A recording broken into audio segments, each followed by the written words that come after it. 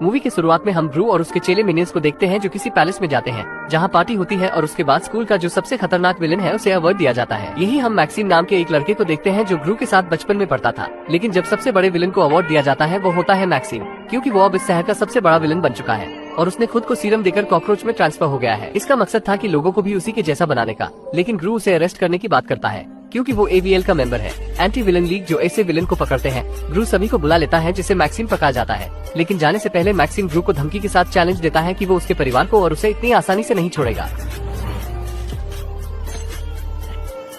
मुझे तो बिल्कुल डर नहीं लगा। अब सीन चेंज होता है और हम ग्रू की फैमिली को देखते हैं जिसे ग्रू का खुद का यानी कि उसका असली बच्चा जन्म ले चुका था, लेकिन उन दोनों की बनती नहीं थी। जिसे बच्चा मम्मी को मम्मा कहता था, लेकिन ग्रू को अब्बा नहीं बोला। बच्चे को संभालने का काम सिर्फ मिनियंस का था जो बिना किसी दिक्कत के बच्चे को संभाल सकते थे। लेकिन एक दिन उनके घर ग्रू का बॉस आया जो एंटी विलन लीग में काम करते हैं। वो ग्रू को बताते हैं कि मैक्सिम हमारी जेल से भाग चुका है जो दुनिया की सबसे खतरनाक जेल है, जो CCTV की रिकॉर्डिंग से उन्हें पता लगता है कि अब वो ग्रू के परिवार को हानि पहुंचाना चाहता है। अब वो ग्रू को कहते हैं कि ये जगह और तुम सबकी आइडेंटिटी बदलनी होगी जिससे मैक्सिम तुम्हारे तक ना पहुंचे। ग्रू की अडॉप्ट की हुई बेटी जो पिछले मूवी में यूनिकॉर्न चाहती थी, लेकिन इस मूवी में उसे बकरी पसंद आ गई, जिसे उसे बकरी को भी यही छोड़कर जाना पड़ता है। और जितने मिनियंस थे उन सभी को AVL की टीम संभालती है। बच्चे इसलिए उदास थे कि उन्हें नए स्कूल में जाना था और नए दोस्त बनाने पड़ेंगे। छोटे से घर में जाते ही मिनियंस वेंडिंग मशीन के अंदर चले जाते हैं और जो ग्रू के गुरु थे वो सभी को नई आइडेंटिटी दे देते हैं, जहां उनके नाम भी चेंज हो जाते हैं और उन दोनों के काम भी चेंज हो जाते हैं। अब मैक्सिम गटर के अंदर आकर सभी कॉकरोच को भड़काता है और साथ में वो किसी बड़े प्रोजेक्ट पर काम भी कर रहे थे। सीन फिर से शिफ्ट होता है मिनियंस पर, जहां उनकी बकलोली चलती ही रहती है। तभी AVL में AVL के डायरेक्टर आते हैं और 5 मिनियंस को आगे आने के लिए कहते हैं जो बनेंगे सुपर मिनियंस, लेकिन कोई आगे नहीं आता जिससे सभी मिनियंस पीछे हो जाते हैं। जो आगे 5 मिनियंस रह जाते हैं वो उनसे बताता है तुम AVL के हाईटेक एजेंट्स बनोगे, जिससे 5 मिनियंस खुश हो जाते हैं। इसके बाद उन्हें एक मशीन में डाला जाता है और जब वो 5 मिनियंस बाहर निकलते हैं तो उन सभी को अलग अलग पावर्स मिलती है। एक है जो काफी ताकतवर है, बिल्कुल हल्क की तरह, और दूसरा जो अपनी आंखों से लेजर निकाल सकता है। तीसरा मिनियन मशीन को बिना तोड़े और खोले निकल जाता है। चौथा इतना खतरनाक है कि वो मशीन को ही खा गया, लगता है इसमें जगरनॉट की आत्मा आ गई है। और 5वां है बिल्कुल सुपरमैन की तरह एक सुपर मिनियन, लेकिन ग्रू और उसकी फैमिली से वहाँ के लोग कभी खुश नहीं रहते थे, जो ग्रू बिल्कुल नहीं चाहता।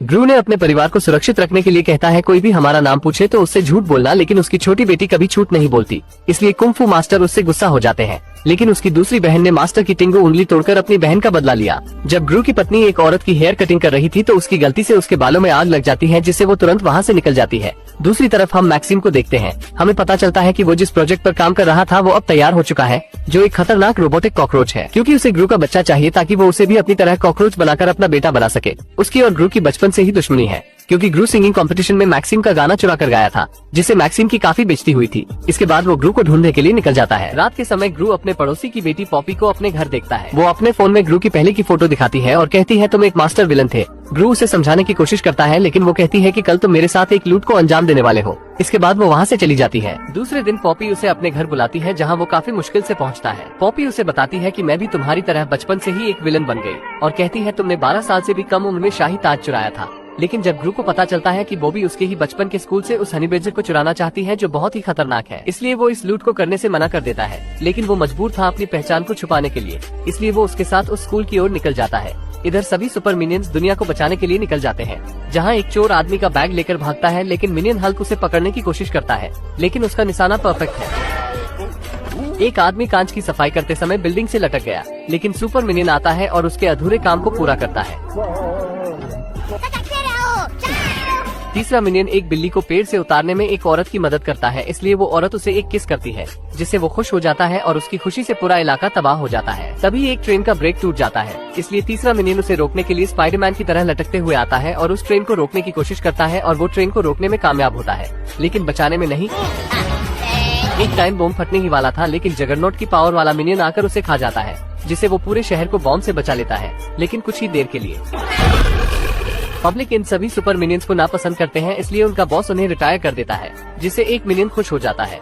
दूसरी तरफ हम ग्रू को देखते हैं जो उस स्कूल तक पहुंच चुका है जहां उस हनी बेजर को रखा गया है, और वो अपने बेटे की मदद से वहां तक पहुंच भी जाता है और उस हनी बेजर को उसका बेटा अपना पालतू बना लेता है। लेकिन तभी उस स्कूल के प्रिंसिपल को पता चल जाता है कि उनके स्कूल में घुसपैठिए हैं। प्रिंसिपल ने उन्हें पकड़ने की पूरी कोशिश की, मगर वो सभी हनी बेजर के साथ वहाँ से एक उड़न खटोला लेकर निकल जाते हैं, लेकिन बूढ़ी प्रिंसिपल ने ग्रू को सीसीटीवी कैमरे में देख लिया और उसे पहचान गई, क्योंकि ग्रू इसी स्कूल में पढ़ता था। उस बूढ़ी प्रिंसिपल ने ग्रू को ढूंढ लिया और मैक्सिम को भी उसका पता बता देती है, क्योंकि वो उसका सबसे बड़ा दुश्मन है। अगली सुबह वो बूढ़ी प्रिंसिपल उसके घर पहुंच जाती है। ग्रू और उसकी पत्नी घर पर नहीं थे। पोपी ने उसे देखते ही पहचान लिया और वो वहाँ से निकल जाती है। ग्रू की बड़ी बेटी मार्गो ने ग्रू को मैसेज भेज दिया। ग्रू ने तुरंत अपने गुरु को इमरजेंसी कॉल किया। एवीएल के डायरेक्टर ने तुरंत सुपर मिनियंस को मैसेज भेजा। इधर ग्रू जैसे ही घर पहुंचा, उस बूढ़ी दादी ने उससे अपना हनी बैडजर वापस मांगा।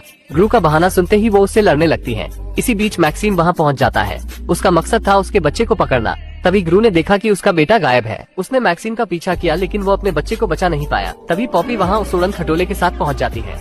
अब दोनों मैक्सिम का पीछा करते हैं और ग्रू उन तक पहुँच जाता है, लेकिन उनका रोबोटिक कॉकरोच एक बिल्डिंग पर क्रैश हो जाता है। लेकिन अब तक मैक्सिम उसके बेटे को अपनी तरह एक बेबी कॉकरोच में बदल चुका था और उसे अपना गुलाम भी बना चुका है। इस वक्त ग्रू के पास उसका कोई भी हथियार मौजूद नहीं था, इसलिए मैक्सिम ग्रू को हरा देता है। ग्रू जब बिल्डिंग से लटका था तो मैक्सिम उसके हाथों को अपने पैरों से कुचलने लगता है, लेकिन ग्रू का बेटा अपने पिता की मोहब्बत से भरी आंखों को जब देखता है तो उसकी याददाश्त दोबारा से लौट आती है और वो मैक्सिम की शक्तियों से बेकाबू हो जाता है। उसने अपने पिता को बचाने के लिए मैक्सिम को दांत काट लिया। मौका मिलते ही ग्रू ने उसे एक घूंसा मारा, जिससे मैक्सिम नीचे गिर गया। तभी वहाँ सुपर मिनियंस अपनी पूरी फौज के साथ आते हैं और मैक्सिम का भरता बना देते हैं। ग्रू का बेटा उसे नीचे उतारता है और तभी वहाँ ग्रू की फैमिली भी आ जाती है और पहली बार ग्रू का बेटा उसे अब्बा बोलता है, जिससे वो सभी खुश हो जाते हैं। ग्रू के बेटे को डॉक्टर नेफेरियो ठीक कर देते हैं, जिससे वो नॉर्मल हो जाता है। दूसरी तरफ हम मैक्सिम को देखते हैं, जो जेल में कैद है और वो भी डॉक्टर नेफेरियो की वजह से नॉर्मल हो चुका है। ये मूवी यहीं पर खत्म होती है। अगर आपको ऐसी वीडियोस देखना पसंद है तो प्लीज एक लाइक करिए, ताकि हम ऐसी वीडियो अगले संडे को फिर से ला सके।